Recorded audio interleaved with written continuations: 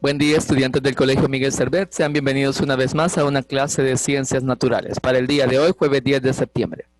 Como recordarán, hemos estado charlando sobre las fuerzas eléctricas. De hecho, ya hemos tratado su teoría y hemos establecido la fórmula con la que vamos a calcular la fuerza magnética.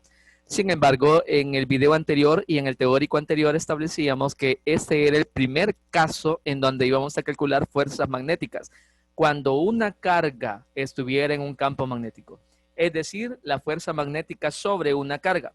Sin embargo, en esta oportunidad tratamos el tema de la fuerza magnética en un cable de corriente eléctrica. Es algo interesante, ya que en un cable de corriente se considera una fórmula donde multiplicamos la magnitud de la corriente por la longitud del cable por la magnitud del campo magnético. Esta fórmula, en este lado les he dejado la teoría, digamos, relacionada a este segundo caso, que sería la fuerza magnética que experimenta un cable. Un cable va a tener esta fórmula para calcular su fuerza magnética, a diferencia de la fórmula F igual a Q por B por el seno de teta. O sea que la fórmula que acabo de mencionar es para cargas eléctricas nada más. Y para cables eléctricos va a ser F igual a I por L por B, donde I va a ser la corriente que fluye por el cable, L es la longitud del cable y B es el campo magnético que emana el cable. Hay una cosa que realmente no establece el libro y es que los campos magnéticos, para que puedan ser analizados e interpretados, deben de ser perpendiculares a la dirección del cable. ¿Qué quiere decir? Que en este diagrama que estoy presentándoles se muestra cómo el cable es totalmente vertical y el campo magnético emana desde el centro hacia afuera, lo que implica que es perpendicular, formando un ángulo de 90 grados con el cable, ¿verdad? Esto de hecho da lugar a una regla que se conoce como la regla de la mano derecha, que la van a conocer en un nivel de estudio superior. Bueno, el punto es que el campo magnético es perpendicular a la longitud del cable de que estemos hablando. Eso es un requisito. Si el campo magnético llegara a ser paralelo al cable, porque lo está emanando ya sea otro cable o una carga en movimiento cerca de él, implicará que no existe campo magnético en ese cable y en ese punto. Aquí tenemos un ejemplo que nos presenta el libro. Dice, encuentre la fuerza que experimenta un cable por el que pasa una corriente de 2.5 amperios.